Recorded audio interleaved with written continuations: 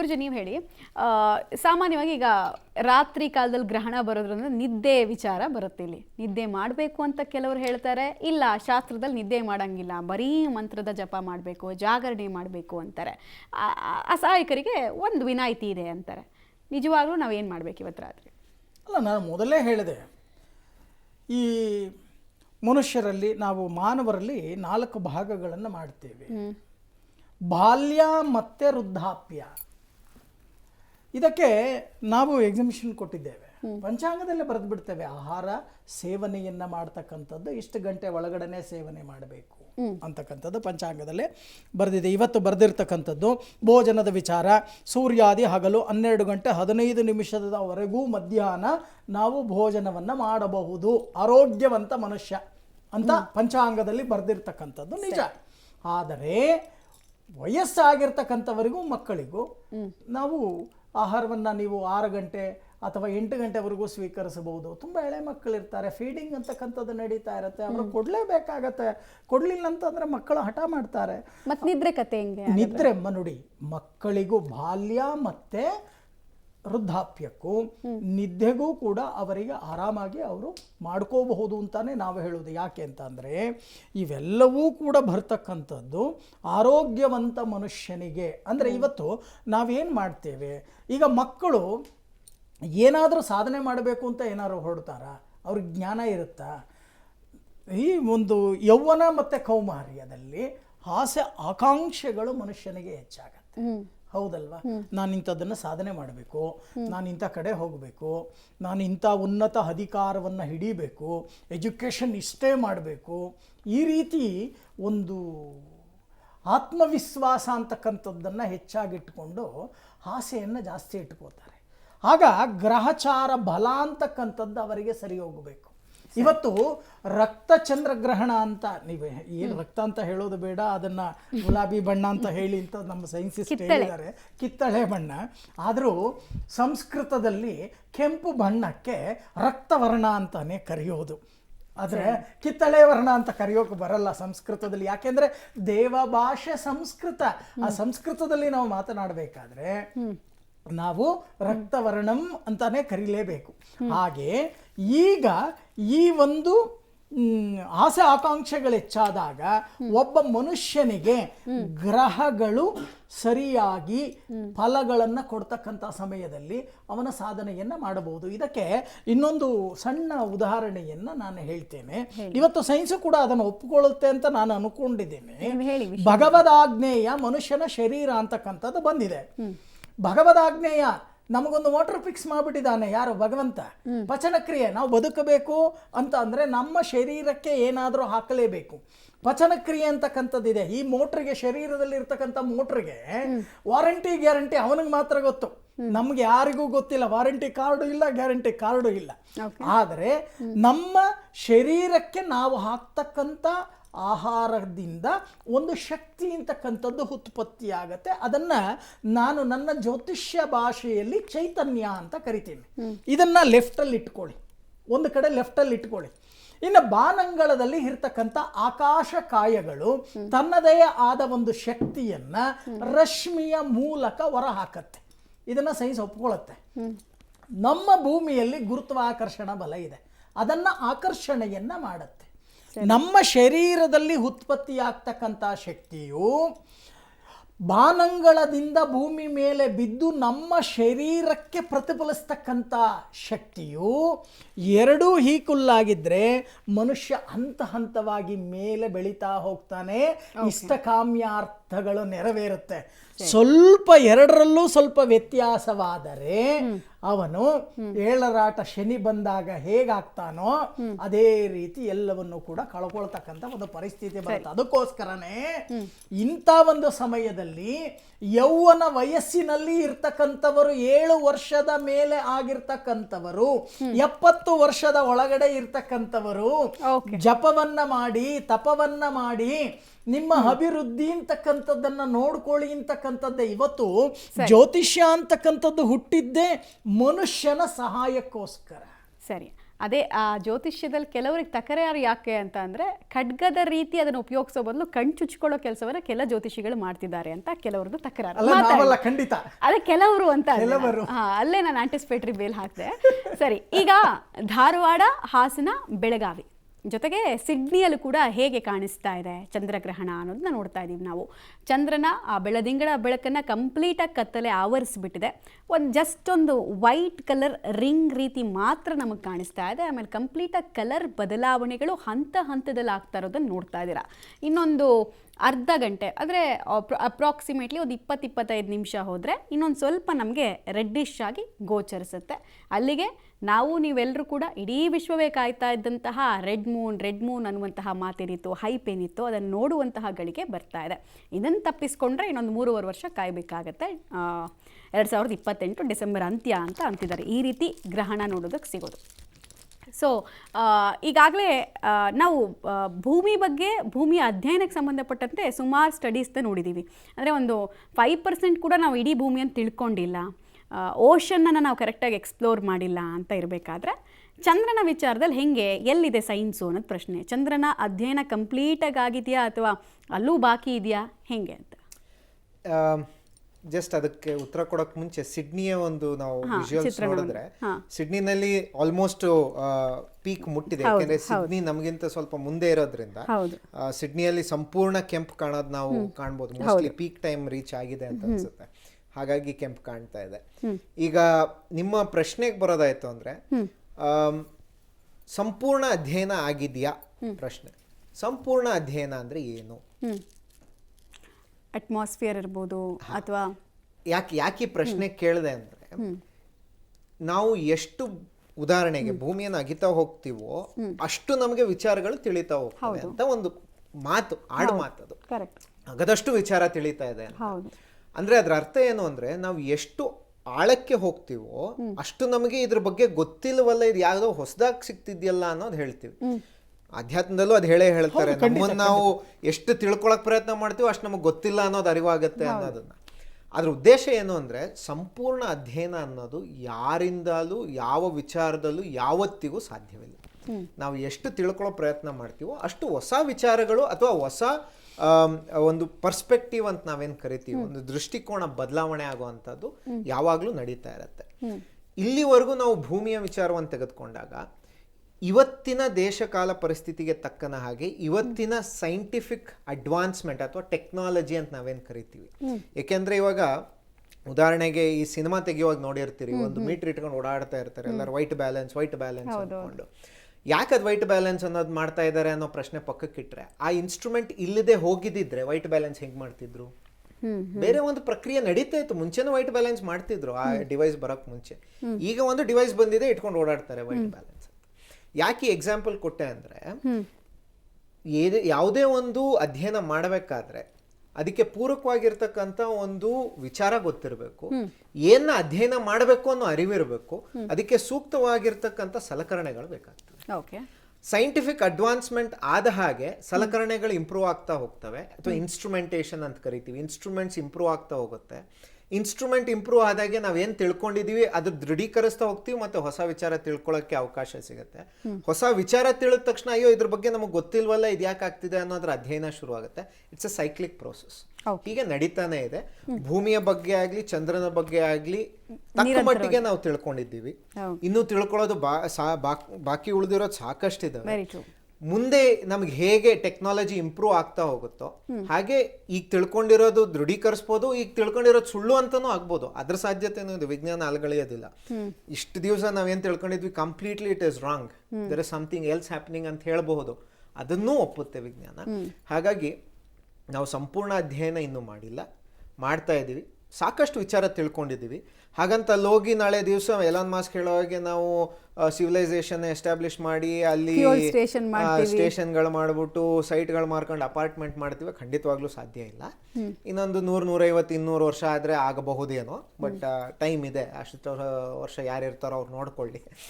ಆದರೆ ಇವತ್ತಿನ ಪರಿಸ್ಥಿತಿ ಪ್ರಕಾರ ಒಂದಷ್ಟು ವಿಚಾರಗಳನ್ನ ಅಧ್ಯಯನ ಮಾಡಿದ್ದೀವಿ. ಹೆಚ್ಚುವರಿ ಅಧ್ಯಯನಕ್ಕೋಸ್ಕರನೇ ನಾವು ಚಂದ್ರಯಾನ ಅಥವಾ ಬೇರೆ ಬೇರೆ ದೇಶಗಳು ತಮ್ಮ ಯಾನಗಳನ್ನ ಕಳಿಸಿ ಅಧ್ಯಯನವನ್ನು ಮಾಡ್ತಾ ಇದ್ದಾರೆ. ಅದು ಹೀಗೆ ಮುಂದುವರಿತಾ ಹೋಗುತ್ತೆ. ಚಂದ್ರ, ಕಡಲು, ಸ್ಪೆಷಲಿ ನೀರು ಎಲ್ಲವೂ ಕೂಡ ಇಂಟರ್ಲಿಂಕ್ಟು, ಶಾಸ್ತ್ರಗಳು ಅದನ್ನೇ ಹೇಳುತ್ತೆ. ಸೊ ಈ ವಿಚಾರ ಫಿಸಿಕ್ಸ್ ದಾಟಿ ಅವ್ರು ಹೋಗಿಲ್ಲ ಅಂತ ಅನಿಸುತ್ತೆ. ಬಟ್ ಆ್ಯಕ್ಚುಲಾಗಿ ಸೈನ್ಸ್ ಏನು ಹೇಳುತ್ತೆ, ಈ ಪೂರ್ಣಿಮೆ ದಿನ ಕಡಲು ಪ್ರಕ್ಷುಬ್ಧ ಆಗೋದನ್ನು ನಾವು ಚಿಕ್ಕ ವಯಸ್ಸಿಂದ ಓದ್ಕೊಂಡು ಬಂದಿದ್ದೀವಿ.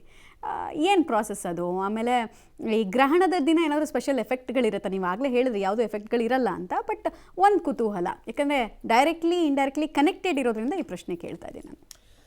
ಕಡಲು ಅಥವಾ ಈ ಟೈಡ್ಸ್ ಅಂತ ನಾವೇನು ಕರಿತೀವಿ, ಅಲೆಗಳು ಸೃಷ್ಟಿಯಾಗೋದು ಯಾಕೆ ಅಂತ ನೋಡಿದಾಗ ಅದಕ್ಕೆ ಮೇಜರ್ ಕಾರಣ ಭೂಮಿ, ಸೂರ್ಯ ಮತ್ತು ಚಂದ್ರನ ಗುರುತ್ವಾಕರ್ಷಣೆಯ ಸೆಳೆತಕ್ಕೆ ಒಳಗಾಗ್ತಾ ಇರೋದ್ರಿಂದ. ಈಗ ಬೇರೆ ಗ್ರಹಗಳ ಮೇಲೆ ಅಲೆಗಳಾಗ್ತಾ ಇಲ್ವಾ? ಬೇರೆ ಗ್ರಹಗಳ ಮೇಲೆ ನೀರೇ ಇಲ್ಲ, ಹಾಗಾಗಿ ಅಲ್ಲಿ ಅಲೆಗಳಾಗ್ತಾ ಇದೆಯೋ ಇಲ್ವೋ ಅಂತ ಕಂಡುಕೊಳ್ಳೋದಕ್ಕೆ ಅವಕಾಶ ಇಲ್ಲ. ಬಹುಶಃ ಬೇರೆ ಉಪಗ್ರಹಗಳಿದೆ, ಇವಾಗ ಜುಪಿಟರ್ನ ಒಂದಷ್ಟು ಉಪಗ್ರಹಗಳಿದೆ, ಸ್ಯಾಟಲೈಟ್ಗಳು, ಟೈಟನ್ ಅಂತೆಲ್ಲ, ಅಲ್ಲಿ ನೀರಿನ ಅಂಶ ಕಂಡು ಬಂದಿದೆ, ಅಲ್ಲಿ ಬಹುಶಃ ಅಲೆಗಳಾಗ್ತಾ ಇರ್ಬೋದು. ಅಲ್ಲಿಗೆ ಹೋದಾಗ ಯಾರೋ ನೋಡ್ಬಿಟ್ಟು ಹೇಳ್ತಾರೆ. ಇರಲಿ, ಭೂಮಿ ಮೇಲೆ ಆಗ್ತಕ್ಕಂಥ ಅಲೆಗಳ ಪ್ರಕ್ರಿಯೆ, ಈ ಎರಡೂ ಶಕ್ತಿಗಳೇನಿದೆ, ಗುರುತ್ವಾಕರ್ಷಣೆಯ ಶಕ್ತಿಗಳೇನಿದೆ, ಸೂರ್ಯ ಮತ್ತು ಚಂದ್ರ ಆ ಎಳೆತದಿಂದ ಒಳ್ಳೆ ರಬ್ಬರ್ ಬ್ಯಾಂಡ್ ತರ ಎಳಿತಾ ಇದ್ದಾವೆ. ಸೂರ್ಯ ತನ್ನ ಗುರುತ್ವಾಕರ್ಷಣೆ ಭೂಮಿ ಮೇಲೆ ಹಾಕಿ ಸೆಳೀತಾ ಇದ್ದಾನೆ, ಚಂದ್ರನು ತನ್ನ ಮಟ್ಟಿಗೆ, ಭೂಮಿಯಿಂದ ಚಿಕ್ಕದೇ ಆದ್ರೂ ಸಹ ತನ್ನ ಮಟ್ಟಿಗೆ ಗುರುತ್ವಾಕರ್ಷಣೆಯಿಂದ ಭೂಮಿ ಮೇಲೆ ಏನೇನಿದೆಯೋ ಅದನ್ನ ಎಳಿತಾ ಇರೋದ್ರಿಂದ, ಸ್ಟ್ರೆಚ್ ಆಗ್ತಾ ಇರೋದ್ರಿಂದ ಭೂಮಿ ಒಂಥರ ಗೋಲಾಕಾರವಾಗಿ ಇಲ್ಲದೆ ತರ ಆಬ್ಲೇಟ್ ಅಂತ ಕರಿತೀವಿ, ನಿಮಗೆ ಮೊಟ್ಟೆ ಒಂದು ರೀತಿ ಹೇಗೆ ಓವಲ್ ಶೇಪ್ ಅಲ್ಲಿ ಇರುತ್ತೋ ಹಾಗೆ ಆಗಿ ನೀರು ಚಲಿಸ್ತಾ ಇರೋದ್ರಿಂದ, ಈ ಎಲ್ಲಾ ಪ್ರಕ್ರಿಯೆಗಳು ಒಟ್ಟಿಗೆ ಆಗ್ತಾ ಇರೋದ್ರಿಂದ ಅಲೆಗಳು ಸೃಷ್ಟಿ ಆಗ್ತಾ ಇದ್ದಾವೆ. ಮತ್ತು ಅಲೆಗಳ ಏರಿಳಿತಗಳಾಗ್ತಾ ಇರತಕ್ಕಂಥದ್ದು ಅಲ್ಲಿ ಕಡಲಿನ ತೀರಗಳ ವಿಚಾರವಾಗಿ. ನೀವು ತೀರನೇ ಇಲ್ಲ ಅಥವಾ ಅಷ್ಟು ಆಳವಾದ ಅಥವಾ ಅಷ್ಟು ದಟ್ಟವಾದ ತೀರ ಇಲ್ಲ ಅಂತಂದ್ರೆ ಅಷ್ಟು ಎತ್ತರದಲ್ಲಿ ಅಲೆಗಳು ನೋಡ್ಲಿಕ್ಕೆ ಸಿಗೋದಿಲ್ಲ. ಅಥವಾ ನೀವಲ್ಲಿ ವಾಸವಾಗಿಲ್ಲ ಅಂದ್ರೆ ಅಲ್ಲಿ ಅಲೆಗಳು ಆಗ್ತಿದೆ ಅನ್ನೋದು ನಿಮ್ಮ ಗಮನಕ್ಕೆ ಬರೋದಿಲ್ಲ. ಸೊ ಈ ಎಲ್ಲ ಕಾರಣಗಳಿಂದ ಅಲೆಗಳು ಅದರ ಏರಿಳಿತ ಆಗ್ತಾ ಇರತಕ್ಕಂಥದ್ದು. ವೈಜ್ಞಾನಿಕ ದೃಷ್ಟಿಕೋನದಲ್ಲಿ ಚಂದ್ರನ ಪ್ರಭಾವ ಮಾತ್ರದಿಂದ ಅಲೆಗಳ ಸೃಷ್ಟಿ ಆಗ್ತಾ ಇಲ್ಲ. ಚಂದ್ರ ಮತ್ತು ಸೂರ್ಯ ಇವೆರಡರ ಗುರುತ್ವಾಕರ್ಷಣೆಯ ಕಾರಣದಿಂದ ಆಗ್ತಾ ಇರತಕ್ಕಂಥದ್ದು. ಅದನ್ನ ನಾವು ಟೈಡಲ್ ಲಾಕಿಂಗ್ ಅಂತ ಕರಿತೀವಿ. ಬಟ್ ಕೆಲವೇ ದಿನಗಳಲ್ಲಿ ಸ್ಪೆಸಿಫಿಕ್ ಆಗಿ ಯಾಕೆ ಅದು ಬರ್ತೀನಿ. ಯಾಕೆ ಅವತ್ತು ಅಂದ್ರೆ ಹುಣ್ಣಿಮೆ ಅಥವಾ ಅಮಾವಾಸ್ಯೆಯ ದಿನಗಳಲ್ಲಿ ಏರಿಳಿತಗಳು ಹೆಚ್ಚಾಗ್ತವೆ ಅಂತ ಅಂದ್ರೆ ಅವತ್ತು ಮತ್ತೆ ಈ ಕಾನ್ಫಿಗರೇಷನ್ ಅಂತ ಏನು ಹೇಳ್ತೀವಲ್ಲ, ಭೂಮಿ ಮತ್ತು ಚಂದ್ರ ಒಂದಕ್ಕೊಂದು ಸಮೀಪ ಬರ್ತವೆ ಅಥವಾ ದೂರ ಹೋಗ್ತವೆ. ಈ ಎರಡು ಪ್ರಕ್ರಿಯೆಗಳು ನಡೆಯೋದ್ರಿಂದ, ಈ ಹತ್ತಿರ ಅಥವಾ ದೂರ ಹೋಗಿ ಬಂದು ಮಾಡೋದ್ರಿಂದ ಅವತ್ತಿನ ದಿವಸಗಳಲ್ಲಿ ಆಕ್ಚುಲಿ ಹುಣ್ಣಿಮೆ ದಿವಸ ಮತ್ತೆ ಅಮಾವಾಸ್ಯೆ ದಿವಸ ಮಾತ್ರ ಅಲ್ಲ, ಅದರ ಒಂದೆರಡು ದಿವಸ ಆಚೆ ಈಚೆ ಕೂಡ ಆಗ್ತಕ್ಕಂಥದ್ದು ಪ್ರಕ್ರಿಯೆ ಎಫೆಕ್ಟ್ ಇರುತ್ತೆ. ಹೌದು, ಏರಿಳಿತಗಳು ಬರೀ ಹುಣ್ಣಿಮೆ ದಿವಸನೇ ಆಗತ್ತೆ ಅಥವಾ ಅಮಾವಾಸ್ಯೆ ದಿವಸ ಆಗತ್ತೆ ಇಲ್ಲ, ಅದಕ್ಕೆ ಒಂದೆರಡು ದಿವಸ ಹಿಂದೆ ಶುರು ಆಗುತ್ತೆ, ಅದಾದ ಒಂದೆರಡು ದಿವಸದವರೆಗೂ ಇರುತ್ತೆ. ಅದಕ್ಕೆ ನೀವು ಅಮಾವಾಸ್ಯೆ ಹುಣ್ಣಿಮೆ 4-5 ದಿವಸಗಳ ಕಾಲ ನೀವು ಯಾರು ಮೀನುಗಾರರು ಸಮುದ್ರಕ್ಕೆ ಹೋಗೋದನ್ನ ನೋಡಲ್ಲ, ಹೋದ್ರು ರಿಸ್ಕ್ನಲ್ಲಿ ಹೋಗ್ತಾರೆ. ಯಾಕೆಂದ್ರೆ ಇದೇ ಕಾರಣ. ಓಕೆ ಗುರುಜಿ, ಈಗ ನೀವು ಹೇಳಿ, ಸಾಮಾನ್ಯವಾಗಿ ಈ ಗ್ರಹಣದ ನಂತರ, ಗ್ರಹಣದ ಸಮಯದಲ್ಲಿ ದೇವಿಯ ಮಂತ್ರಗಳನ್ನು ಪಠಿಸಬೇಕು ಅಂತಾರೆ. ಇನ್ನು ಕೆಲವರು ಇಲ್ಲ ಈಶ್ವರನ ಆಲಯಕ್ಕೆ ಹೋಗಬೇಕು ಅಂತಾರೆ. ಯಾವ್ದು ಸರಿ ಇದರಲ್ಲಿ? ಅಥವಾ ಎರಡೂ ಮಾಡಿದ್ರೂ ಕೂಡ ಫಲ ಸಿಗುತ್ತೆ ನಮಗೆ? ಯಾವುದನ್ನು ಮಾಡಿದ್ರೆ ಹೆಚ್ಚಿನ ಫಲ ಸಿಗುತ್ತೆ ಅನ್ನೋದು ಪ್ರಶ್ನೆ. ಇದಕ್ಕಿಂತ ಮುಂಚೆ ನಾನೊಂದು ವಿಚಾರವನ್ನ ಹೇಳಲೇಬೇಕಾಗತ್ತೆ ವೀಕ್ಷಕರಿಗೆ. ಹೇಳಿ. ಯಾಕೆಂದರೆ ಈಗ ನಮ್ಮ ವಿಜ್ಞಾನಿಗಳು ಸುಂದರ್ ಅವರು ಹೇಳಿದರು, ವಿಜ್ಞಾನ ಅಂತಕ್ಕಂಥದ್ದು ಬಹಳಷ್ಟು ಅಧ್ಯಯನ ಅಂತಕ್ಕಂಥದ್ದು ಸಂಪೂರ್ಣ ಅಂತಕ್ಕಂಥದ್ದೇ ಇಲ್ಲ ಅಂತ ಅವರೇ ಒಪ್ಕೊಂಡಿದ್ದಾರೆ. ನಡೀತಿದೆ ನಿರಂತರ ಸಂಪೂರ್ಣ ಆಗೋಕ್ಕೆ ಸಾಧ್ಯನೇ ಇಲ್ಲ. ಅಧ್ಯಯನ ಬಗೆದಷ್ಟು ಬರುತ್ತೆ. ಜ್ಯೋತಿಷ್ಯ ಶಾಸ್ತ್ರನೂ ಅಷ್ಟೇ. ಇಲ್ಲಿ ಯಾರು ಘನಪಾಠಿಗಳಿಲ್ಲ, ಯಾರು ವೇದ ಪಾರಂಗತರಿಲ್ಲ. ತಕ್ಕ ಮಟ್ಟಿಗೆ ಅನುಕೂಲಕ್ಕೆ ಬೇಕಾಗಿರ್ತಕ್ಕಂಥ ಜ್ಯೋತಿಷ್ಯವನ್ನ ಅಧ್ಯಯನವನ್ನ ಮಾಡ್ಕೊಂಡಿದ್ದಾರೆ ವಿನಃ ಆಗಮಶಾಸ್ತ್ರವಾಗಲಿ, ಅಧ್ಯಯನವಾಗಲಿ, ಕಾವ್ಯ ಆಗಲಿ, ಪ್ರತಿಯೊಂದು ಕೂಡ ಅಷ್ಟೇ. ಯಾವ ಒಂದು ಕ್ಷೇತ್ರಕ್ಕೆ ನಾವು ಹೋದಾಗ ಸಂಪೂರ್ಣ ಅಂತಕ್ಕಂಥದ್ದು ಯಾವತ್ತು ಬರುತ್ತೋ ಆವತ್ತೇ ಜಗತ್ತು ನಿರ್ನಾಮ ಆಗತ್ತೆ ಅಂತ ಹೇಳುತ್ತೆ ನಮ್ಮ ಜ್ಯೋತಿಷ್ಯ ಶಾಸ್ತ್ರ. ಜೊತೆಗೆ ಅದಕ್ಕೋಸ್ಕರನೇ ನಾವು ಹೇಳೋದು, ಅಧ್ಯಯನ ಅಂತಕ್ಕಂಥದ್ದೊಂದಿದೆ, ದೈವಶಕ್ತಿ ಅಂತಕ್ಕಂಥದ್ದೊಂದಿದೆ. ಆ ದೈವಶಕ್ತಿ ಅಂತಕ್ಕಂಥದ್ದು ಇರೋದ್ರಿಂದಾನೇ ನಾವು ಈ ದೇವರ ಜಪಗಳನ್ನು ಶಿವನ ಜಪ ಮಾಡಬಹುದಾ, ಅಥವಾ ಶಕ್ತಿ ದೇವತೆಯ ಜಪ ಮಾಡಬಹುದಾ, ಅಥವಾ ವಿಷ್ಣು ಜಪ ಮಾಡಬಹುದಾ, ಬಹಳಷ್ಟು ಅವರವರೇ ಹೇಳ್ತಾರೆ. ಇದಕ್ಕೆ ನಾನು ಇದರ ಬಗ್ಗೆ ಹೇಳಿದೆ. ನೀವು ಜಪವನ್ನು ಮಾಡಬೇಕು ನಿಜ. ಆ ಜಪವನ್ನು ಮಾಡ್ತಕ್ಕಂಥದ್ದು ದೈವಶಕ್ತಿ ಅಂತಕ್ಕಂಥದ್ದು ಒಂದೇ ಇರುವುದು. ಅದಕ್ಕೆ ನಾವು ಹೆಸರಿಟ್ಕೊಂಡಿದ್ದೀವಿ ಬ್ರಹ್ಮ, ವಿಷ್ಣು, ಮಹೇಶ್ವರ, ಗಣೇಶ, ಆಂಜನೇಯ, ಅಮ್ಮನವರು. ಆದರೆ ಒಂದು ವಿಚಾರ, ಈ ಭೂಮಿ ನಮ್ಮ ವೇದದಲ್ಲಿ ಹೇಳುತ್ತೆ, ಈ ಭೂಮಿ ಉತ್ಪತ್ತಿಯಾಗಿದ್ದು ಒಂದು ಶಕ್ತಿ ಸ್ವರೂಪದಲ್ಲಿ, ಅವಳನ್ನೇ ಆದಿಶಕ್ತಿ ಅಂತ ಹೇಳಿ ನಾವು ಪೂಜೆ ಮಾಡುವುದು. ಓಕೆ, ಈ ಭೂಮಂಡಲಕ್ಕೆ ಏನಾದರೂ ತೊಂದರೆಗಳು ಬರುತ್ತೆ ಅನ್ನೋದಾದರೆ ನಾವು ಆದಿಶಕ್ತಿಯ ಜಪವನ್ನ ಮಾಡು. ಮೂಲ ಅವಳೆ ಜಗನ್ಮಾತೆ ಆದಿಶಕ್ತಿ. ಆದಿಶಕ್ತಿಯಿಂದಾನೇ ಉತ್ಪತ್ತಿಯಾಗಿದ್ದು ಬ್ರಹ್ಮ, ವಿಷ್ಣು, ಮಹೇಶ್ವರರು, ಸಕಲ ದೇವತೆಗಳು, ದೇವಲೋಕವೇ ಸೃಷ್ಟಿಯಾಗಿದ್ದು ಅಲ್ಲಿಂದಾನೇ ಅಂತಕ್ಕಂಥದ್ದನ್ನು ಹೇಳುತ್ತೆ. ಅಂದರೆ ಈ ಯಾರೋ ಹೇಳಿದ್ರು, ಸಿನಿಮಾ ಆ್ಯಕ್ಟ್ರ್ ಯಾರೋ ಹೇಳಿದಾಗಾಯಿತು, ನಾನು ಹುಟ್ಟೋದ ಮೇಲೇ ದೇವ್ರನ್ನ ನೋಡಿದ್ದು, ನನಗಿನ್ನ ಚಿಕ್ಕವನು ದೇವರು ಅನ್ನೋ ಲೆಕ್ಕಾಚಾರ ಒಂದು ಕಡೆ ಬರುತ್ತೆ ಈ ವಿಚಾರಗಳನ್ನು ತಗೊಂಡಾಗ, ತರ್ಕಕ್ಕೆ ಹೋದಾಗ. ಯಾಕೆಂತಂದ್ರೆ ನಾವು ಭೂಮಿ ಮೇಲೆ ಜನನವಾದ ಮೇಲೆ ನಾವು ದೇವರನ್ನು ನೋಡಿದ್ದು, ಹೌದಲ್ವಾ? ದೊಡ್ಡವರು ಅವ್ರು ಏನು ಹೇಳಿಕೊಟ್ಟಿದ್ದಾರೋ ಅದನ್ನ ನಾವು ಸರಿಸಮಾನವಾಗಿ ಪಾಲಿಸ್ಕೊಂಡು ಬಂದಿದ್ದು. ಆದರೆ ಇಲ್ಲಿ ಇಂಥ ಜಪಾನೇ ಮಾಡಬೇಕು ಅಂತಕ್ಕಂಥದ್ದು ನಿರ್ಣಯ ಅಂತಕ್ಕಂಥದ್ದು ಖಂಡಿತವಾಗಿ ಇಲ್ಲ. ಸರಿ, ನಾನು ಸ್ಟಾರ್ಟಿಂಗಲ್ಲೇ ಹೇಳಿದೆ, ನಿಮ್ಮ ಕುಲದೇವತೆಯ ಜಪವನ್ನು ಮಾಡಿ. ಕೆಲವರು ಅನ್ಕೋತಾರೆ, ಕೆಲವರು ಉದಾಹರಣೆಯನ್ನು ನಾವು ನೋಡಿದಾಗ, ನಾನು ಇಷ್ಟು ಕೋಟಿ ಬ್ಯಾಂಕ್ ಬ್ಯಾಲೆನ್ಸ್ ಮಾಡಿಬಿಟ್ಟಿದ್ದೀನಿ, ಈ ವರ್ಷ ಟ್ಯಾಕ್ಸ್ ಇಷ್ಟು ಕಟ್ಬಿಟ್ಟಿದ್ದೀನಿ, ಇಷ್ಟು ಬಿಲ್ಡಿಂಗ್ ಮಾಡಿದ್ದೀನಿ, ಇಷ್ಟು ಅಪಾಯಿಂಟ್ಮೆಂಟ್ ಕಟ್ಟಿದ್ದೀನಿ. ಅವನೇನು ಮಾಡಿಲ್ಲ. ಅವರ ಮನೆ ದೇವರ ಅನುಗ್ರಹ ಇದ್ದರೆ ಮಾತ್ರ, ಅವರ ದೈವಶಕ್ತಿಯ ಅನುಗ್ರಹ ಇದ್ದರೆ ಮಾತ್ರ ಅವನು ಮಾಡಲಿಕ್ಕೆ ಸಾಧ್ಯ ಆಗತ್ತೆ. ಇಲ್ಲ ಅಂತ ಅಂದರೆ, ಅವರ ಮನೆ ದೇವರ ಅನುಗ್ರಹ ಇಲ್ಲ ಅಂತ ಅಂದರೆ ಅವನು ಮಾಡೋ ಕೆಲಸದಲ್ಲಿ ಅರ್ಧಂಬರ್ಧದಲ್ಲಿ ನಿಂತ್ಕೋತಾನೆ. ಇವತ್ತು ನೀವು ನೋಡಬಹುದು, ಪ್ರತಿನಿತ್ಯ ನಮ್ಮ ರಾಶಿ ಭವಿಷ್ಯ ಕಾರ್ಯಕ್ರಮದಲ್ಲಿ ಫೋನ್ ಮಾಡಿ ಹೇಳ್ತಾರೆ, ಗುರುಗಳೇ ಕೈ ಹಾಕಿದ ಕೆಲಸ ಏನೂ ಆಗಲ್ಲ ಗುರುಗಳೇ, ಬರೀ ವಿಘ್ನಗಳು. ಯಾಕೆ ಬರುತ್ತೆ? ಏನಕ್ಕೆ ಬರುತ್ತೆ ವಿಘ್ನಗಳು? ಅವನು ಎಜುಕೇಟೆಡ್ ಆಗಿರ್ತಾನೆ, ಬುದ್ಧಿವಂತ ಆಗಿರ್ತಾನೆ, ಸಕಾಲಕ್ಕೆ ಬುದ್ಧಿಶಕ್ತಿ ಅಂತಕ್ಕಂಥದ್ದು ಅವನಿಗೆ ಸರಿಯಾಗಿ ಒಳಿಯಲ್ಲ. ಅದಕ್ಕೆ ಹೇಳೋದು, ಚಂದ್ರಮ ಮನಸೋ ಜಾತಃ. ಸ್ಟಾರ್ಟಿಂಗಲ್ಲಿ ನೀವು ಹೇಳಿದ್ರಿ, ಚಂದ್ರ ಅಂತಕ್ಕಂಥವನು ಮನಸ್ಕಾರಕ, ಜಲಕಾರಕ. ಈಗ ನಮ್ಮ ವಿಜ್ಞಾನಿಗಳು ಹೇಳಿದ್ರು, ಗುರುತ್ವಾಕರ್ಷಣ ಬಲ ಅಂತಕ್ಕಂಥದ್ದು ಚಂದ್ರನನ್ನು ಸೆಳೆಯುತ್ತೆ. ಅದಕ್ಕೋಸ್ಕರ ಸಾಗರದಲ್ಲಿ ಅಲೆಗಳ ಹುಬ್ಬರ ಹೆಚ್ಚಾಗತ್ತೆ. ಇರಬಹುದು, ಇಲ್ಲ ಅಂತ ನಾನು ಹೇಳಲ್ಲ. ಆದರೆ ನಮ್ಮಲ್ಲಿ ಹೇಳಿರ್ತಕ್ಕಂಥದ್ದೇನು, ಪೂರ್ಣ ಚಂದ್ರ ದರ್ಶನವಾಗೋ ಸಮಯದಲ್ಲಿ ಸಾಗರದಲ್ಲಿ ನಮಗೆ ಅಲೆಗಳ ಹುಬ್ಬರ ಅಂತಕ್ಕಂಥದ್ದು ಬಂದೇ ಬರುತ್ತೆ. ಎಚ್ಚರಿಕೆ ಅಂತ ಪಂಚಾಂಗದಲ್ಲೇ ಬರೆದ್ರು ಅವತ್ತಿನ ಕಾಲದಲ್ಲಿ, ತಾಳೆಗರಿ ಗ್ರಂಥದಲ್ಲಿ ಬರೆದ್ರು ಅವತ್ತಿನ ಕಾಲದಲ್ಲಿ. ಇವತ್ತು ಕೂಡ ನಾವು ಹೇಳ್ತೀವಿ ಅದನ್ನೇ. ಆ ಒಂದು ತಪೋಜ್ಞಾನದಲ್ಲಿ ಹೇಳಿರ್ತಕ್ಕಂಥದ್ದು ಜಲಕಾರಕ ಚಂದ್ರ, ಮಾತೃಕಾರಕ ಚಂದ್ರ, ಮನಸ್ಕಾರಕ ಚಂದ್ರ. ನೋಡಿ, ಒಂದಕ್ಕೆ ಹೇಗೆ ಲಿಂಕ್ ಅಂತಕ್ಕಂಥದ್ದಿದೆ. ಇವತ್ತು ಸೈನ್ಸ್ ಅಂತಕ್ಕಂಥದ್ದೇನೋ ಅದನ್ನು ಪ್ರೂವ್ ಮಾಡ್ತಾ ಇದೆ ಅಷ್ಟೇ. ಆದರೆ ಅವತ್ತಿನ ಕಾಲದಲ್ಲೇ ಹೇಳಿದ್ರು ಅವರು, ಚಂದ್ರಮ ಮನಸ್ಸೋ ಜಾತಃ, ಶ್ಲೋಕದಲ್ಲೇ ಬರೆದು ಬಿಟ್ರು, ವೇದದಲ್ಲೇ ಬರೆದು ಬಿಟ್ರು, ಹೌದಲ್ವಾ? ಇವತ್ತು ಮೆಡಿಕಲ್ ಸೈನ್ಸ್ ಏನು ಹೇಳ್ತಾ ಇದೆ, ಇಲ್ಲ 73% ಶರೀರದಲ್ಲಿ ವಾಟರ್ ಲೆವೆಲ್ ಇದೆ. ಆ ವಾಟರ್ ಲೆವೆಲ್ ವೇರಿಯೇಷನ್ ಆಯಿತು ಅಂದರೆ ಮನಸ್ಸು ಚಂಚಲತೆ ಆಗತ್ತೆ. ಆ ಚಂಚಲತೆಯಿಂದ ಬೇರೆ ಮಾಡ್ತಕ್ಕಂಥ ಕೆಲಸದಲ್ಲಿ ವಿಘ್ನಗಳಾಗತ್ತೆ, ಇಲ್ಲದೆ ಇರತಕ್ಕಂಥ ಸಮಸ್ಯೆಗಳನ್ನು ಉತ್ಪತ್ತಿ ಮಾಡ್ಕೋತಾನೆ. ಹೌದು, ಮನಸ್ಸು ಅಂತಕ್ಕಂಥದ್ದು ಇರಬೇಕು. ನೋಡಿ, ಈ ಚಂದ್ರನನ್ನ ಮಾತೃಕಾರಕ ಅಂತಲೂ ಕೂಡ ನಾವು ಕರಿತೀವಿ. ತಾಯಿಗೆ ಎಷ್ಟೇ ಕಷ್ಟ ಕೊಟ್ಟರೆ ಮಕ್ಕಳು, ಆದರೆ ತಾಯಿ ಕರಳು ಯಾವತ್ತೂ ಅಷ್ಟೇ. ಅದನ್ನು, ಆ ಸಂಬಂಧವನ್ನು ಸೈನ್ಸ್ ಅಂತಕ್ಕಂಥದ್ದು ಇವತ್ತು ಪ್ರೂವ್ ಮಾಡೋಕ್ಕಾಗಲ್ಲ. ಅದನ್ನು ಹೆತ್ತ ಕರುಳಿನ ವಾತ್ಸಲ್ಯ ಅಂತ ಹೇಳ್ತೀವಲ್ಲ, ಆಂಬಿಕಲ್ ಕಾರ್ಡ್ ಅಂತೀವಿ ನಾವು. ಅಲ್ಲ, ಅದನ್ನು ಸೈನ್ಸ್ ಪ್ರೂವ್ ಮಾಡೋಕ್ಕಾಗಲ್ಲ ಇವತ್ತೂ ಕೂಡ. ಸತ್ಯ. ಯಾಕೆ ಅಂತ ಅಂದರೆ, ಆ ಒಂದು ಅಭಿಮಾನ ಅಂತಕ್ಕಂಥದ್ದು, ಆ ದೈವಶಕ್ತಿಯ ಕನೆಕ್ಟಿವಿಟಿ ಅಂತಕ್ಕಂಥದ್ದು ಆ ರೀತಿ ಇರುತ್ತೆ ಅನ್ನೋದು ನನ್ನ ಒಂದಿದು. ಆದರೆ ಜಪದ ವಿಚಾರವನ್ನು ನೀವು ಕೇಳಿದ್ರಿ, ನಿಮ್ಮ ಮನೆ ದೇವರ ಹಾಗಿದ್ದರೆ, ಶಿವ ಹಾಗಿದ್ದರೆ ನಮಸ್ತೆ ಹಸ್ತು ಭಗವನ್, ಇಲ್ಲ ಓಂ ನಮಃ ಶಿವಾಯ ಪಂಚಾಕ್ಷರಿ ಮಂತ್ರ ಹೇಳ್ಕೊಳ್ಳಿ. ಇಲ್ಲ ನಾರಾಯಣಾಯ, ನಿಮ್ಮ ಮನೆ ದೇವರು ವಿಷ್ಣು ಆಗಿದ್ದರೆ ಓಂ ನಮೋ ನಾರಾಯಣಾಯ. ಅದು ಬಿಟ್ಟರೆ ಓಂ ನಮೋ ಭಗವತೆ ವಾಸುದೇವಾಯ. ಅಲ್ಲ, ಶಕ್ತಿ ದೇವತೆ ನಮ್ಮನೆ ದೇವರು ಅಂತ ಅಂದರೆ ಅಮ್ಮನವರನ್ನು ಹೇಳ್ಕೊಳ್ಳಿ. ಯಾ ದೇವಿ ಸರ್ವಭೂತೇಶು ಮಾತೃರೂಪೇಣ ಸಂಸ್ಥಿತ ನಮಸ್ತಸ್ಸೈ ನಮಸ್ತಸ್ಸೈ ನಮಸ್ತಸ್ಸೈ ನಮೋ ನಮಃ. ಇಲ್ಲ ಆಧ್ಯಾತ್ಮಿಕತೆ ಇಟ್ಕೊಂಡಿರ್ತಕ್ಕಂಥವರು, ಇಲ್ಲ ನಾನು ಪಂಚಸೂಕ್ತಗಳನ್ನೇ ಪಾರಾಯಣ ಮಾಡ್ತೀನಿ ಅಂದ್ರೆ ಖಂಡಿತವಾಗಿ ಮಾಡಿ. ಯಾರು ಬೇಡ ಅಂತ ಅಂದವರು? ಇದೆಲ್ಲವನ್ನು ಮಾಡ್ತಕ್ಕಂಥದ್ದು ಏನಕ್ಕೋಸ್ಕರ?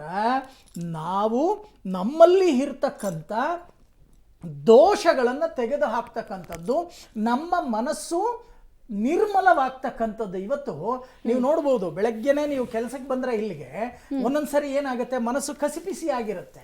ಆ ಮನಸ್ಸು ನಿರ್ಮಲವಾಗಿತ್ತು ಅಂತ ಅಂದ್ರೆ ನಿಮ್ಮ ಒಂದು ನಿರೂಪಕಿಯ ಕೆಲಸ ಸರಿಸಾಗವಾಗಿ ನಡೀತಕ್ಕಂಥದ್ದು. ಹಾಗೆ ನಮ್ಮಲ್ಲೂ ಕೂಡ ಅಷ್ಟೇ, ಬಹಳಷ್ಟು ಬಾರಿ ಏನಾಗತ್ತೆ, ನಮ್ಮ ಸುತ್ತಮುತ್ತಲು ಇರ್ತಕ್ಕಂಥ ಒಂದು ಪರಿಸ್ಥಿತಿ ಇದ್ದಕ್ಕಿದ್ದಾಗೆ ಮನಸ್ಸು ಕೆಡಿಸ್ಕೊಂಡ್ಬಿಟ್ಟಿರ್ತಾರೆ. ಏನೋ ಮನೆಯಲ್ಲಿ ಹೆಂಡತಿ ಗಲಾಟಿನೋ, ಇಲ್ಲ ಮಕ್ಕಳು ಪೀಡೆನೋ, ಇನ್ನೊಂದೋ ಮತ್ತೊಂದೋ ಇರುತ್ತೆ. ಆದರೆ ಅದನ್ನೇ ಹೇಳೋದು, ಚಂದ್ರನ ಬಲ ಅಂತಕ್ಕಂಥದ್ದು ಬೇಕು. ಇದನ್ನ ಹರಿಕಥಾ ವಿದ್ವಾಂಸರು ಗುರುರಾಜುಲು ನಾಯ್ಡು ತುಂಬಾ ಚೆನ್ನಾಗಿ ವಿವರಣೆಯನ್ನು ಮಾಡಿದ್ದಾರೆ. ಇವತ್ತು ಕೂಡ ಎಷ್ಟೋ ಜನ ನಲ್ಲತಂಗಾದೇವಿಯ ಹರಿಕಥೆಯನ್ನ ಕೇಳಿರ್ತಕ್ಕಂಥವರಿಗೆ ಅರ್ಥ ಆಗುತ್ತಿದ್ದು ಸಂಪೂರ್ಣವಾಗಿ. ಅಂದಿನ ಕಾಲದಲ್ಲಿ, ಇವತ್ತಿನ ಕಾಲದಲ್ಲಿ ಸಿನಿಮಾಗಳಿದ್ದಾಗಿರಲಿಲ್ಲ ಹರಿಕಥೆ ಅಂತಕ್ಕಂಥದ್ದು. ಅಲ್ಲಿ ಹೇಳ್ತಾರೆ, ಗ್ರಹಗಳ ಬಲಾಬಲಗಳನ್ನ, ಎಲ್ಲಾ ಗ್ರಹಗಳ ಬಲವನ್ನ ಕಳ್ಕೊಂಡ್ರು ಸಹಿತ ಪರವಾಗಿಲ್ಲ, ಮನುಷ್ಯ ಬದುಕಿರಬಹುದು. ಆದರೆ ಚಂದ್ರನ ಬಲವನ್ನ ಕಳಕೊಂಡಾಗ ಮನುಷ್ಯ ಬದುಕೋಕ್ ಸಾಧ್ಯ ಇಲ್ಲ. ಅದಕ್ಕೆ ವೇದ ಭಾಗದಲ್ಲಿ ಚಂದ್ರಮ ಮನಸೋ ಜಾತಃ, ವಾಟರ್ ಲೆವೆಲ್ ಸರಿಯಾಗಿತ್ತು ಅಂತಂದ್ರೆ ನಮ್ಮ ಆರೋಗ್ಯ ಚೆನ್ನಾಗಿರುತ್ತೆ. ವಾಟರ್ ಲೆವೆಲ್ ಕಮ್ಮಿ ಏರುಪೇರಾಯಿತು ಅಂದ್ರೆ ನಮ್ಮ ಪಕ್ಕದ ಸ್ಟೇಟ್ CM ವಾಟರ್ ಲೆವೆಲ್ ಕಮ್ಮಿ ಆಗಿ ಹೋದ್ರಲ್ಲ. ರೈಟ್, ಮಾತಾಡೋಣ.